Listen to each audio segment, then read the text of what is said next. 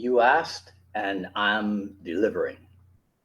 Hello, everyone. This is Dwight Woods, the Jeet Kune Do Rebel, and welcome to the I Love Jeet Kune Do broadcast number 243.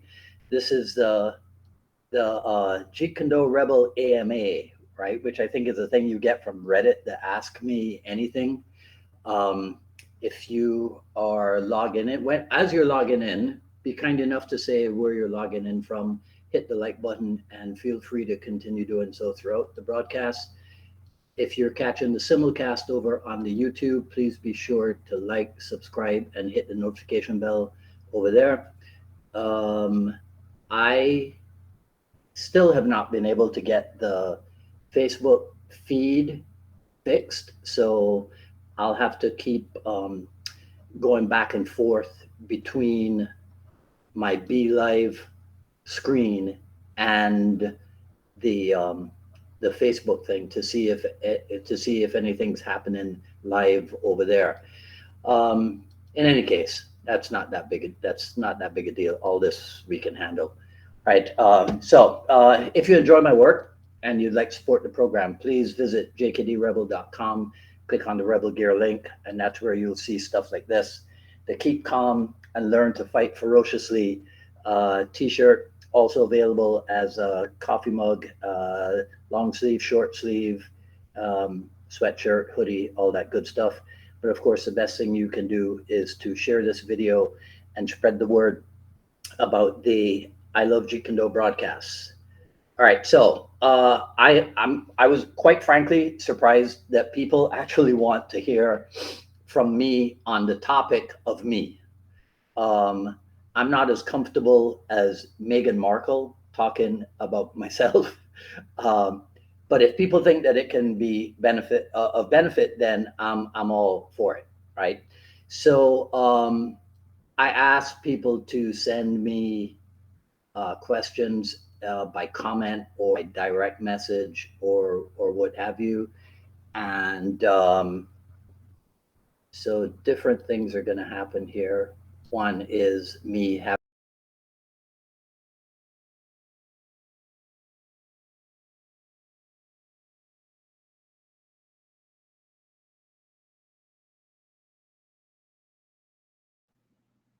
that you guys can still okay. All right, so that's we're back, and I think I know we're definitely broadcasting on both Facebook and the YouTube, but again, for some reason I can't see the Facebook feed when I look at it. So anyhow, so just give me a few seconds. All right, so here we go.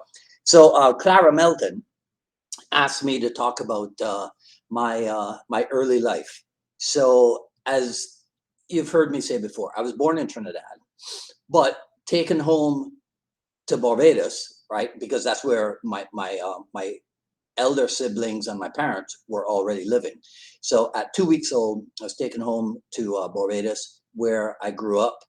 And so, being what we called back then a Trini beige, I've always been comfortable not fitting in, right, in certain aspects. So, and growing up as a Trini beige, that sometimes provided opportunity to deal with people who saw me as different. And I suspect that early life situation probably had an effect on my future development as a contrarian, right? I sat my 11 plus exam, as we called it back then. So people like Mark Black and Terry Valor and Mick Tully will be more familiar with these terms than my US colleagues. So I sat my 11 plus exam at age 10. And if I remember correctly, I scored the third highest marks in the country. So number one was the son of a well-known Anglican priest. Number two, but I can't say that I was academically gifted, because by the time I sat my fifth form O levels, I think I failed 6 out of 10 subjects. So I passed only French and Spanish with A's, and English and Latin with B's. And I think I was the first person in the history of Harrison College to be promoted to sixth form without the requisite 5 O levels. I had 4, but there were A's and B's, and they said, this guy obviously is not going to work at anything that he doesn't like. They were very right about that. So they went ahead and promoted me, right? So back in school, I embarked on the path of sticking to what I like and aiming to excel at only that. The other question from Clara was, how did I come to reside in the United States? So I started working almost out of school. I think I had 6 months at a downtown duty-free store out of school. And then I started working for a U.S. company. I started working for Eastern Airlines at the airport in Barbados. And so that afforded me the opportunity to start flying around and seeing the world, so to speak. But in the early days, we had to do that flying around through San Juan, Puerto Rico, or through St. Thomas and St. Croix in the U.S. Virgin Islands. But on my birthday, June 2nd, in 1980, Eastern Airlines inaugurated its nonstop flight between Barbados and Miami. So that unleashed in me a flurry of back and forth travel, right, to the US mainland. In fact, I came with props, guys. So let me show you. I shouldn't have said that. Did I misplace them? Okay, so let me see if the camera can, hopefully the camera can pick this stuff up. All right, so this is passport 1 and 2, right, from the early days. I think this is passport number 3. No, this is passport number 3, still Trinidad and Tobago. This is passport number 4, United States. And this is current passport number 5. So let me see if I can show this to you in passport number 1. So everything that you see in red is a stamp from the US immigration. Okay, so watch this. So this is my first, that's my first visa, or visa as some people call it, into the United States. And now watch this. So check this. Remember, every red stamp is an entry into United States immigration, right? So look at this, right? Look at this. Okay, every red stamp. Right? So I did a lot of flying back and forth, and some of this was even before. Well, we'll get to that story. So I did a lot of traveling back and forth, right? So Clara's next question was, how did I become interested in martial arts? So I don't have a story about being bullied, although I do know, because that's like everybody's story, right? But I do know that while I was in primary school, I did have several opportunities to stand up for myself. Again, being Trinidadian, especially at the end of that final term after I had been class monitor, right? So people really had it in for me on that last day of school. So I can remember having to defend myself. So like many young kids in what was at the time a former British colony, we had access to the main export of another British colony, namely Hong Kong, and namely Hong Kong's Kung Fu films. And we had at least 3 cinemas, which usually showed double feature Kung Fu films. So we had almost on a weekly basis, I guess. Maybe they ran for 2 or 3 weeks, I don't know, right? But we had 6 films that we could watch. But even then, I was fairly discerning in what I was looking for in my Kung Fu heroes. So I was not running around trying to watch everything. Instead, I wanted to hang with, I was interested in these guys. Let me show you. So let me see if I can, I should have had this in the feed already, but Forgive me. Hang on for 1 second. So I got mainly interested in this guy right here. Hold on a sec while it loads. So I won't ask you to try to guess who it is or whatever, right? But that's Chi Kwan Chung, right? So I was interested primarily in stuff that he appeared in, and he appeared a lot of times with guys like Chen Quan Tai. So by association, I was a little bit interested in them, right? Now, I'll show you why it is that I was interested in somebody like Chi Kwan Chun. So check this out, right? I don't know if maybe I can do a side-by-side comparison. Okay, so, all right, so let me take, I'll take this one out. So that's how I grew up, right? So you can see why a slim, fit guy like Chi Kwan Chun, that's what I gravitated towards, because that used to be me when I was little, right? So I was discerning in what it is that I was looking for in my Kung Fu heroes.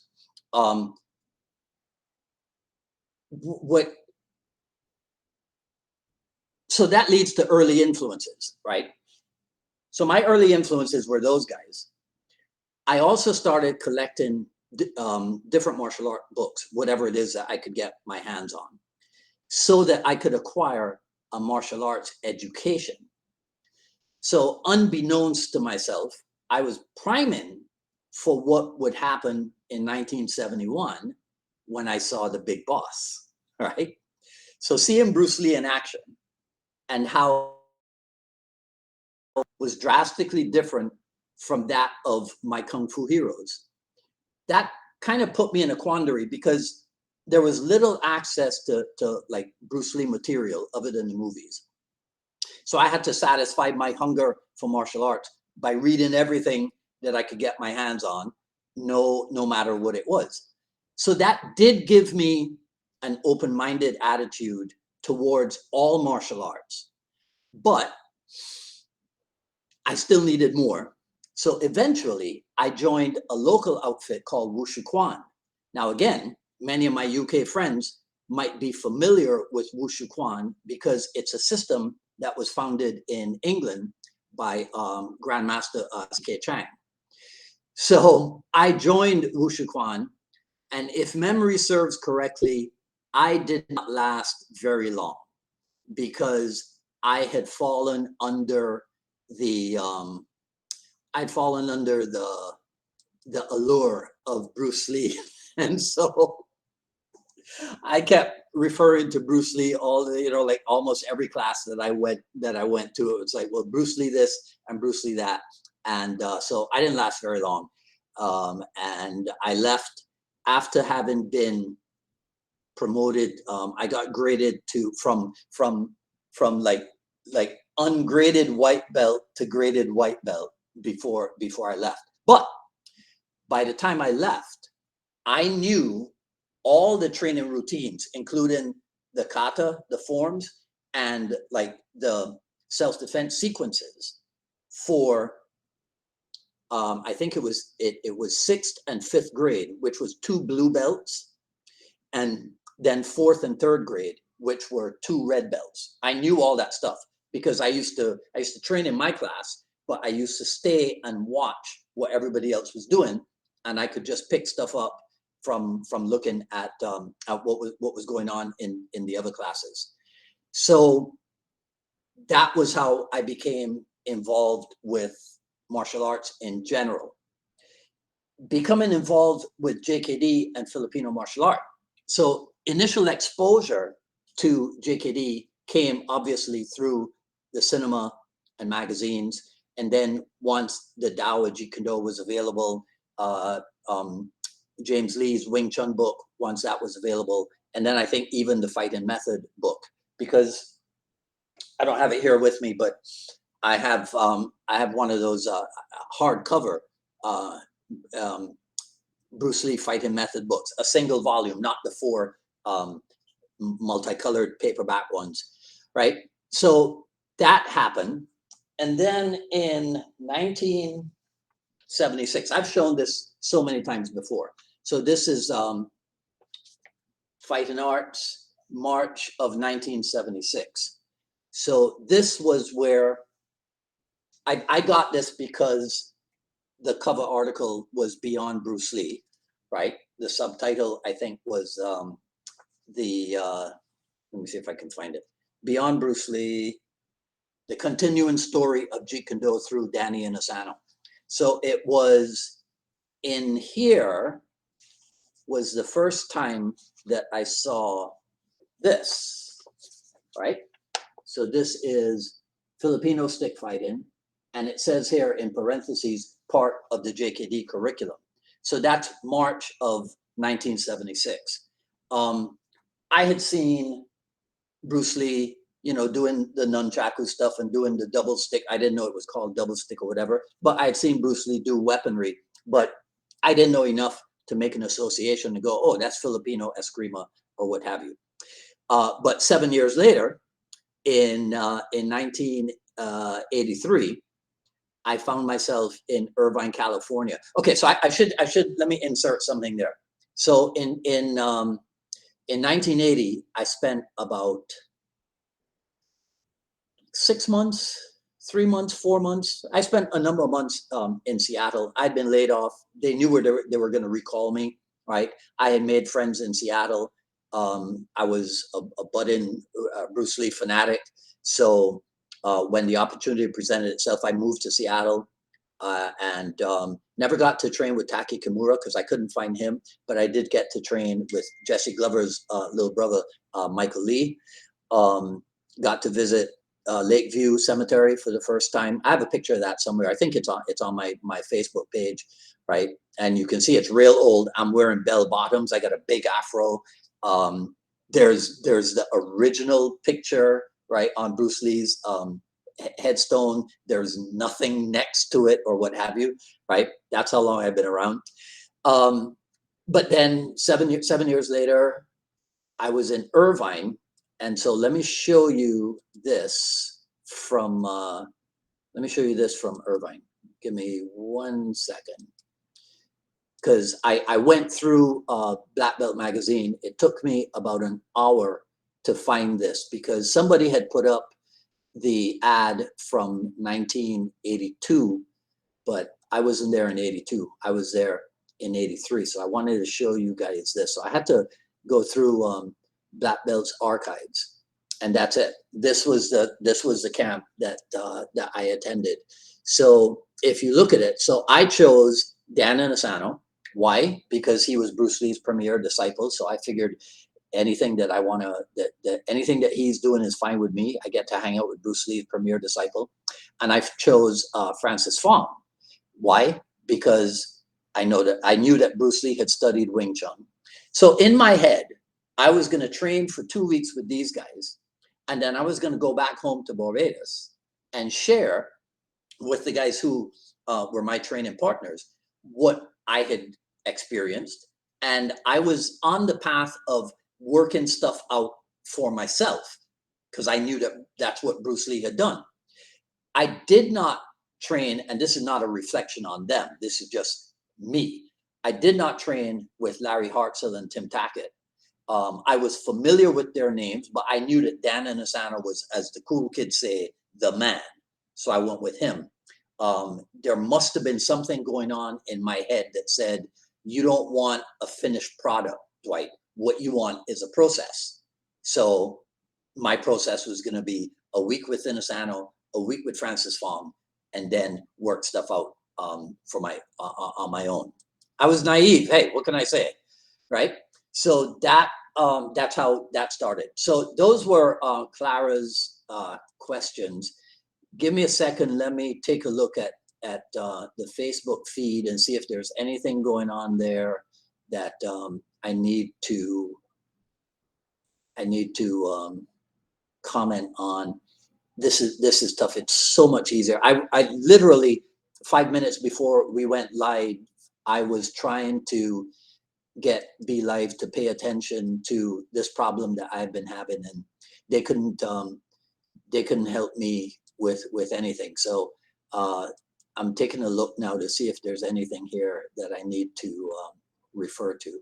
And of course, trying to do this back and forth makes things a little bit choppy. So my apologies for that.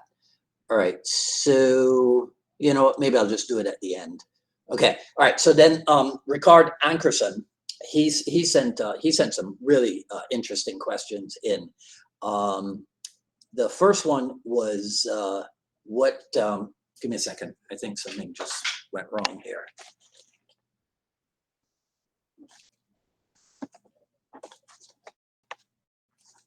Yep.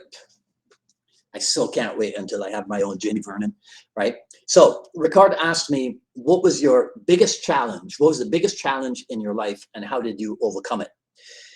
So unfortunately or fortunately, I've never developed the habit or the ability to view things as challenges. So to me, life happens and I deal with it.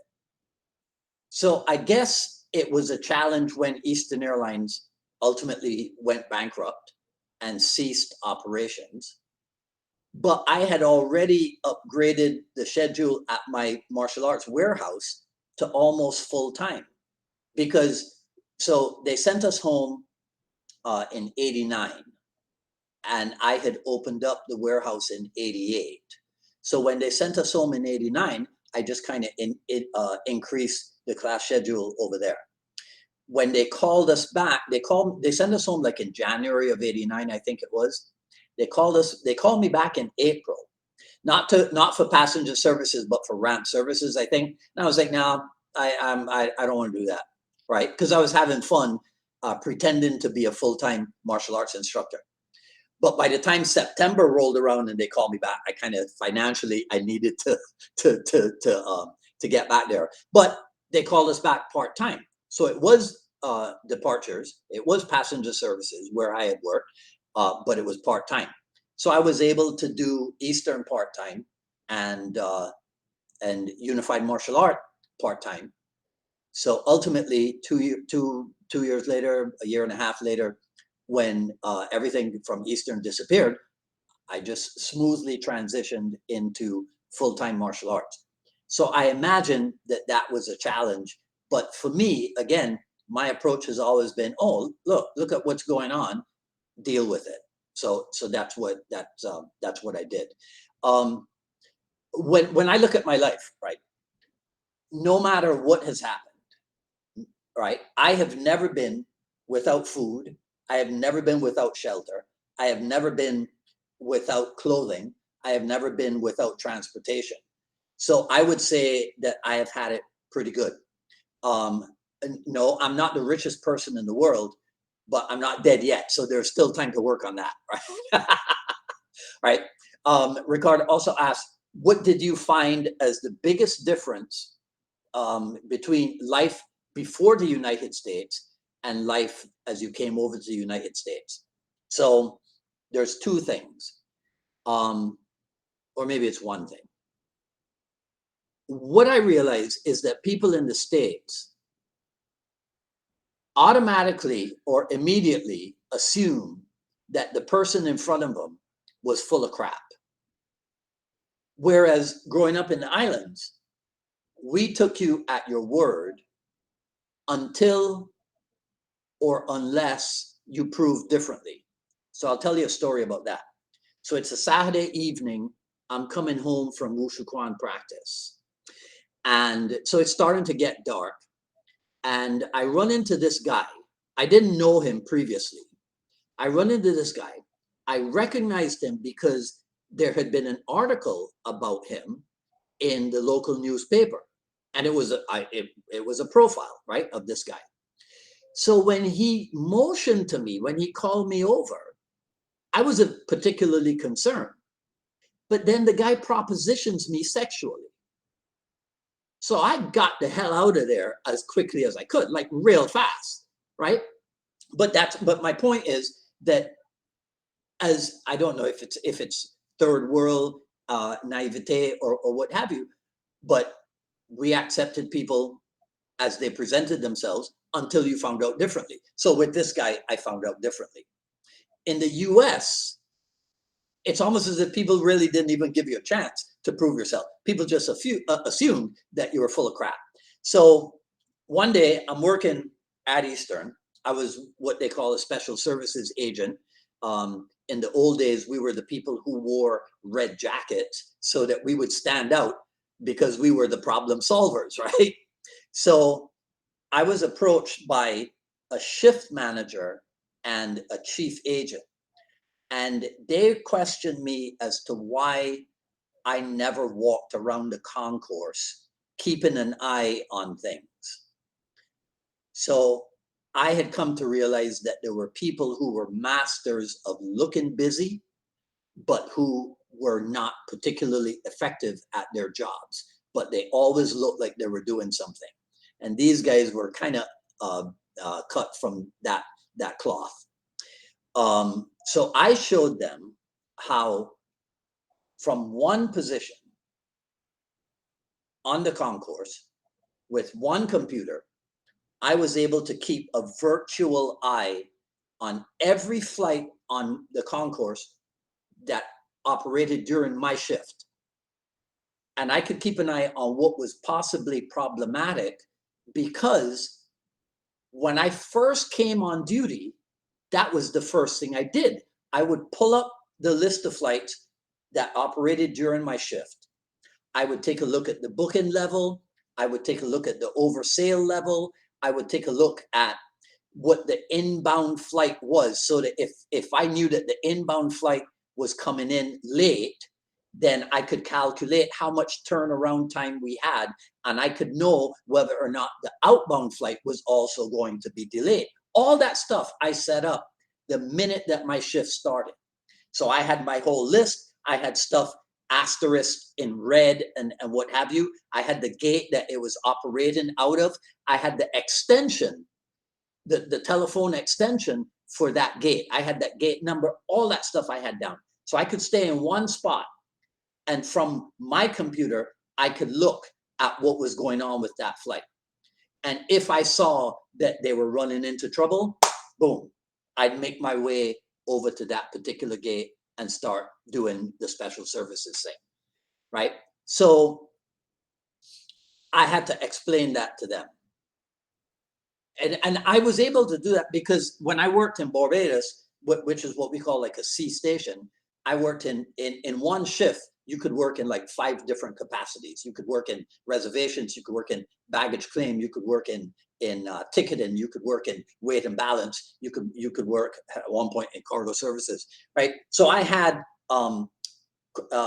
style hopping experience. I had cross training experience, which was of value when I moved to an A station like Miami International, where you pretty much specialized. But I was able to draw on knowledge and experiences from different areas that could help me in that one capacity. You see how kind of JKD that is? Anyhow, right? So the salient point about that is that with proper preparation, see, I was able, if necessary or when necessary, to intercept the problem that could come up, right? It with a particular flight. So I was ready for it in advance, right? What was the other thing? Let me see here. Ricard also asked, this is a tough one. If I would give advice to a younger me, right? Like me in my early 20s, what advice would I give and why? So who was I listening to in my early 20s? In my early 20s, I think I was I was listening to music, right? I wasn't I was a self-taught drummer. Um, I was pretty much into music more than anything else. No, that's not true. I was into music second. I was into martial arts first, right? So it was music, martial arts, and then the mamas, right? um, girls were like a third, not a distant third, but they were like a third. So if I had to do that, I'd go back and I'd tell this guy, personal development is a lifelong pursuit, right? Why? Because you can never stop growing. I tell him to learn as early as possible what it is that you want. Why? Because knowing what you want can lead to a life of contentment. So you set personal, professional, health, financial, and spiritual goals in those 5 areas. But you also keep in mind, like Bruce Lee said, prophetically said, right? A goal is not always meant to be achieved, but it's definitely something that you should aim at, right? So I would advise him on that. I would advise him to read a lot and think a lot. Why? Because, again, to paraphrase Bruce Lee, all knowledge ultimately is self-knowledge. One of the best ways to acquire self-knowledge is by reading and thinking. I would advise him to seek balance in all aspects of life. Why? Because without balance, you could end up drifting aimlessly. But it's important to differentiate between static balance and dynamic balance. Static balance is being able to stand on one leg in a fancy kung fu pose. Dynamic balance is to be able to use Jeet Kune Do footwork and move around, be mobile and agile without disrupting your center of gravity. So be balanced in all things, but identify the difference between static balance and dynamic balance. I would advise him, not him, me, I would advise my young 20-something self to love fearlessly. Why? This is kind of esoteric, but because love in its many aspects, because you got to be able to differentiate between the various modes of love. Love is the greatest power on the planet, probably off the planet too, right? If you were to read something like Palladium Perspectives on Human Evolution. Nobody asked me for my list of favorite books, so I just threw that in there. And then to paraphrase, I'm pretty sure it's my good friend Mark Stewart who from whom I first heard this, right? Don't be so open-minded. Be open-minded, but don't be so open-minded that your brains fall out. Right? Yeah. Okay. All right. So moving on. Ricard said, to my understanding, it seems important for you that the correct usage of words and its meaning is used. Why is that? So that is my personal extension of a principle that's found in Napoleon Hill's success principles, right? So Napoleon Hill taught a concept or a principle called accurate thinking. And I practice that, try to practice that, but I also absorbed what was useful about that, right? And added specifically what is my own, the concept of accurate speaking. Why? Because I think it required, well, accurate speaking requires a certain command of language, and accurate speaking, accurate thinking, accurate thought, coupled with accurate speech is essential. It's an essential good practice for someone who is a teacher. And especially if you are a teacher of a complex subject such as Jeet Kune Do. Yeah, you should learn how to speak accurately. Okay. In what way have you applied the philosophies of martial arts and especially Jeet Kune Do in your everyday life? So, if you notice what I have been doing, I have been demonstrating that. Okay. Learn to differentiate between static balance and dynamic balance in all aspects of your life. Accurate speaking is important. Command language, because accurate speaking is important for a teacher, especially a teacher of Jeet Kune Do. So it's kind of difficult for me to say exactly how, because it kind of depends, right? But I'll tell you this one thing. I won't go into details, but I will tell you this. There is a thing that I practice with regards to interpersonal discussions. And it's a JKD thing for me, what I call the 5 methods of counter offense. But I don't really talk about it publicly, but I apply it very, very often in interpersonal discussion. Okay. And then I think his last one was, what advice would you give that life has taught you, right? And that you hope you can leave behind. So I already talked about that a little bit, right? Leave behind for future generations. Again, sort of difficult to answer because it depends on the context, but I'll give you one. It is my take on, you know, the popular thing where you say, where you ask somebody, or you imagine if you could come back, if you could start your life over again, but with the benefit of the knowledge that you have acquired in this current lifetime. So I have a take on that. So I tell people, you get to come back, but you don't get to come back with all that you've learned. However, you can use your current knowledge right now, all the knowledge that you have accrued right now. You can use that to set yourself up for when you come back. But there's a condition.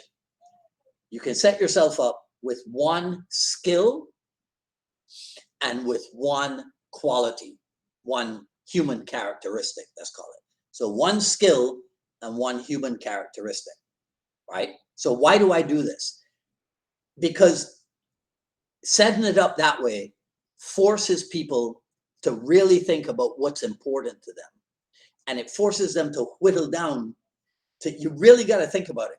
You get one skill and one quality that can make your life more successful. So I'm going to throw that out there to you guys if you want to play that game with me. And I think that the comment stuff has gone completely awry because I can't see anything at all coming in from you guys. So I'm going to have to do all of this in post, as they say in the cinematic world, right? But I really wish that this stuff was working so I could interact with you live. Anyhow, it's better than nothing. Yeah. So that's my question for you. You get to come back. You can use your current knowledge to choose one skill and one quality, one human characteristic that you can come back with. What would you choose?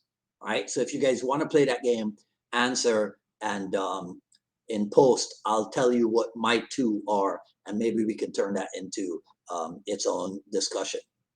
Right. Okay. So that was from Ricard Ankerson, and now Paul D'Annunzio. So Paul's essential question was, what are the best ways to market JKD and how to do it on a budget? So there are people much more qualified, much better qualified than am I to answer this question. So I encourage you to look them out. If anybody, my personal recommendation is Michael Massey over at Martial Arts Business Daily. I did interview him a few months ago on the Jeet Kune Do Dialogues. Mike is the author. I'm pretty sure the name has changed by now, but back when I first started following him, it was called Starting a Martial Arts School. I'm pretty sure that was the name of the book. But he's online at Martial Arts Business Daily. He's got a bunch of Amazon Kindle books. He's got the original Starting a Martial Arts School. But Martial Arts Business Daily is his website and his Facebook stuff. Michael Massey. So I would recommend checking him out. However, like I said, I would say he's more qualified than I am. But for myself, you gotta try to get as good at the business of martial arts, or you as good as you are at the physical aspects of martial arts, right?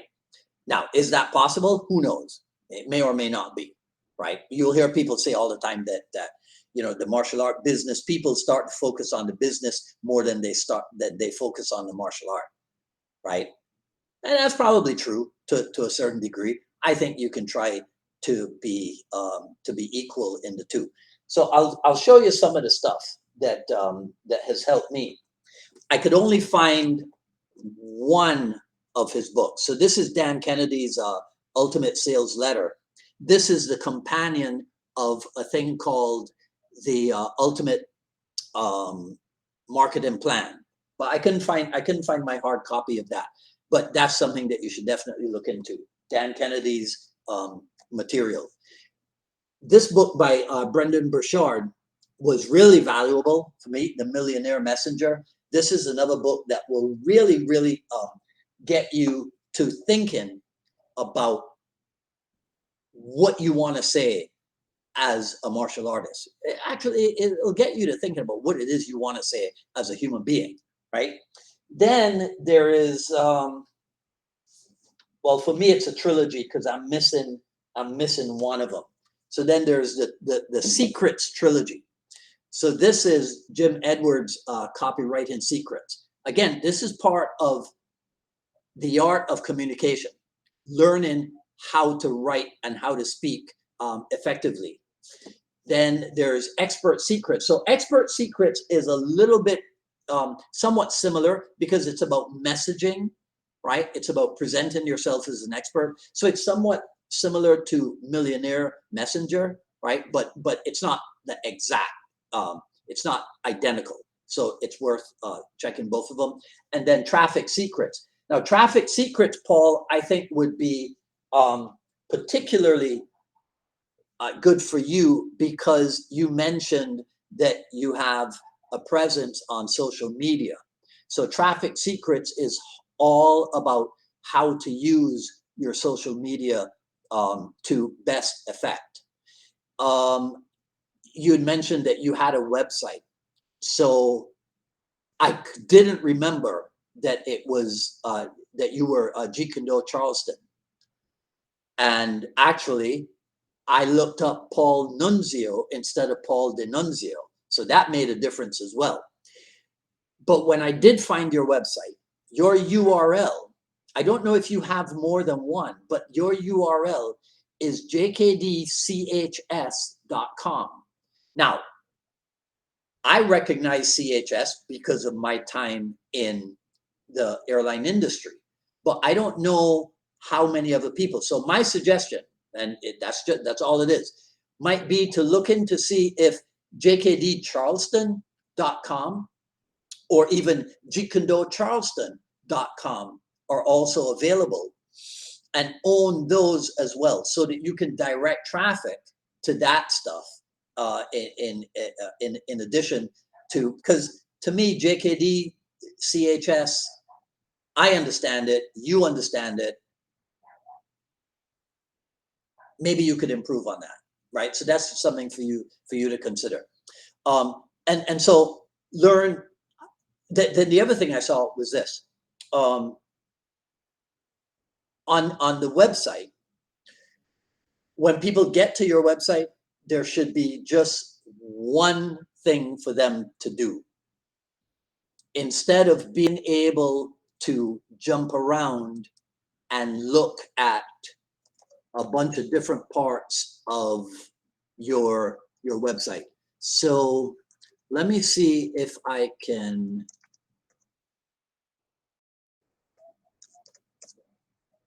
In all honesty, I was hoping that this thing would have been ready by the time we went live, but I wasn't able to do that. But if I can share my screen, I don't usually share my screen on this platform, but give me a second. Let me try to pull something up, and if I can share my screen, I'll show it to you. So when people come to your website to the front page of your website, let's call it. It should be a landing page. And there you ask them to take essentially one action, which is to get in touch, whether it's to opt in, right? Or if it's to make an appointment or something, right? They shouldn't be able to jump around to the other important parts of your website, but that should be after they have opted in some shape or form, rather than being able to get distracted by programs and whatever. So on the landing page, you give them as much information as they need to become interested in what it is that you have to offer. So let's see. I'm gonna show, if it comes up, I'm gonna show you guys what this looks like. But you gotta give me a chance to, give me 1 second. And I don't even know if, nope, that's not it. Hang on 1 second. I hate when these long pauses occur. But hold on a sec.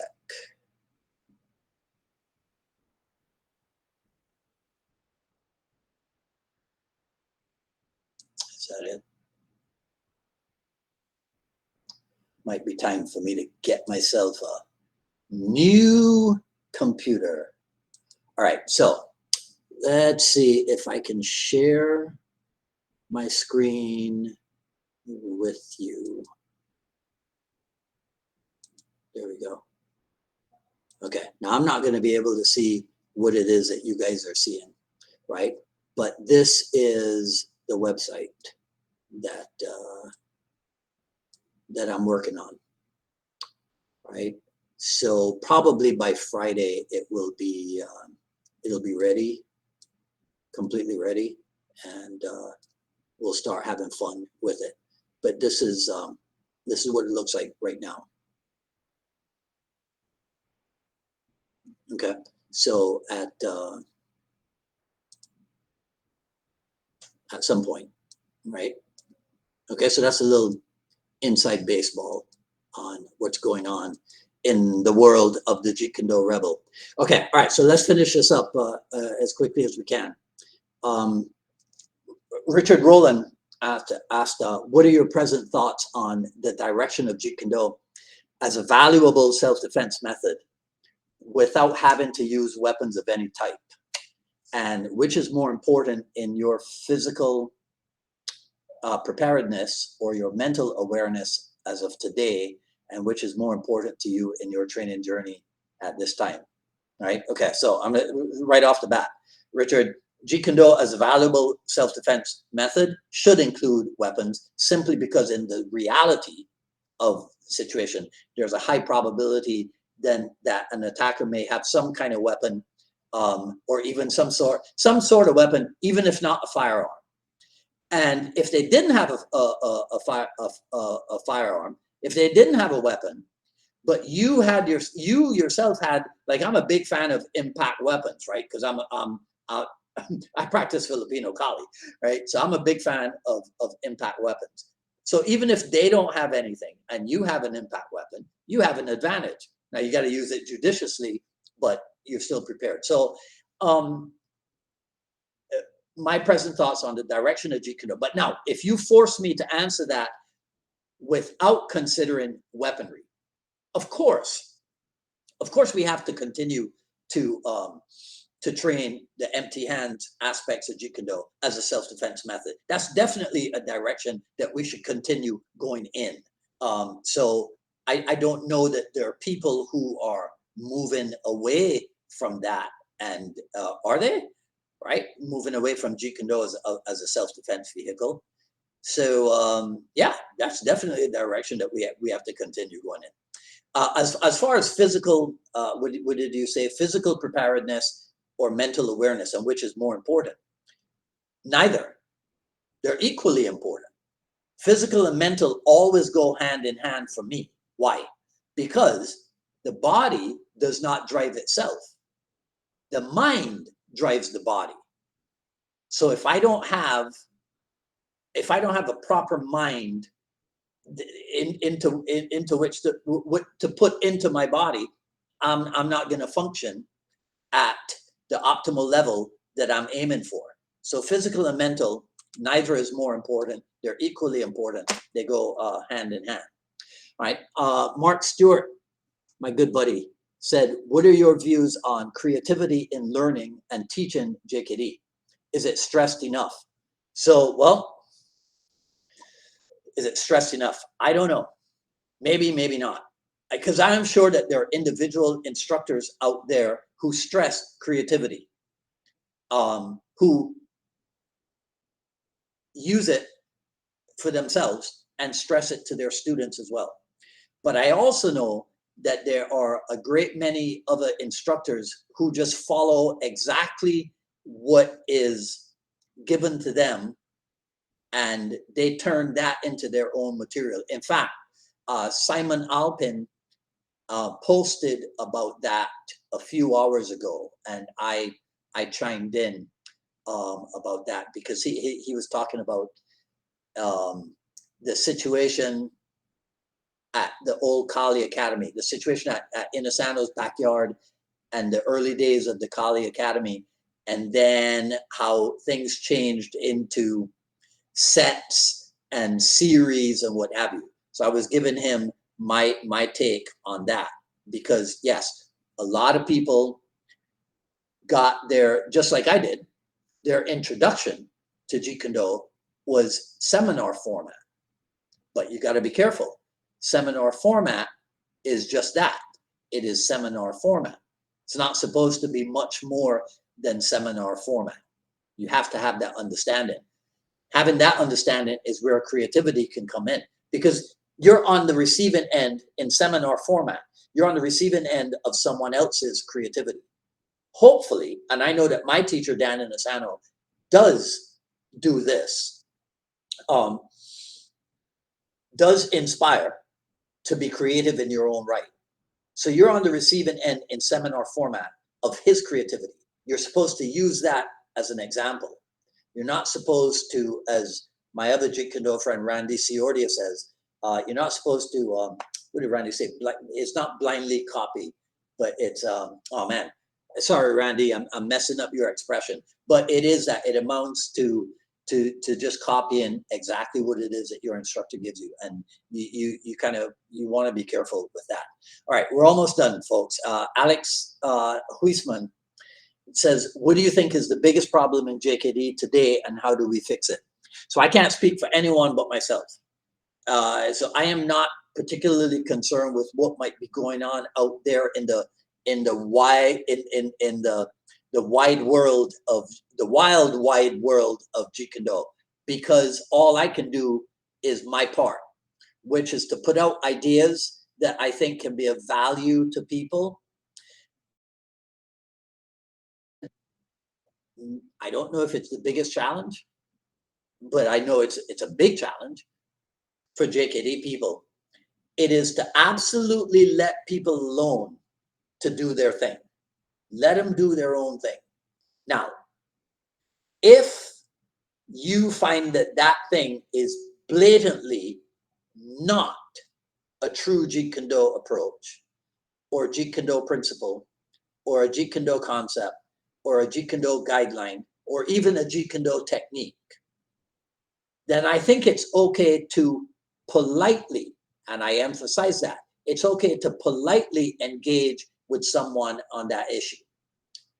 We have a serious lack of politeness on Facebook. I don't know if it's like that. I imagine it's like that on Twitter too, but whatever, right? So yeah, let people do their thing. Everybody, again, my standpoint, growing up in Barbados, my standpoint is that everybody's trying to do the best that they can with what they have. But if I see you doing something and I'm like, oh, I wonder where you got that idea from, I'll politely engage with you. You might not like it. You might not like it, but I'm certainly not gonna be one to approach you with the, well, you're just a raging fool and you don't know what the hell you're talking about. Nah, that's to me, that's not the way to go. All right, okay, and finally, Cesar Polyakov says, why is there so much interest in chat about Wing Chun or boxing, but so little about Western fencing? I don't know. Perhaps it's because Bruce Lee pulled more from Wing Chun and boxing than he did from fencing. Or perhaps it's because people know exactly what he pulled from fencing, but they know more about what he pulled from Wing Chun and boxing. I have no idea why people do the things that they do. I have a private client who is a former fencing champion, and when we train, we see a lot of parallels, right? But we see, I imagine, the commonly known parallels, the whole idea of using the lead hand as equivalent to a sword in fencing, the aspects of footwork, the aspects of the stop hit, right, as counter offense, that type of thing, engagement and disengagement, right, that type of stuff. Maybe I don't know, Cesar. I can't answer for people. I could just answer for myself. So for me, the important aspects are those things that I just detailed to you: the footwork, the timing, the distance control, the use of the lead weapon, that type of thing. That's what works for me. Maybe there's more in Wing Chun and boxing to talk about, and people like to talk. I don't know. All right. Okay. So that is it for me. You guys, let me know what you think. Let me try one more time to pull up this bloody Facebook thing and see if I can find anything that needs replying to. You know what? It won't work. So I'll just do it. I'll just do it in post, guys, and see if there's anything. Right? Ricard said, love the episode. Nice. Right? Yeah. I'll just go through it. I'll just go through it once we hang up and go from there. All right. So that's all I got to say for this video. You noticed that already. Today is a yellow day, right? This is an old standard. Now, I do have to point this out. If you want to know more about what goes on in this crazy head of mine, this is a good resource right here.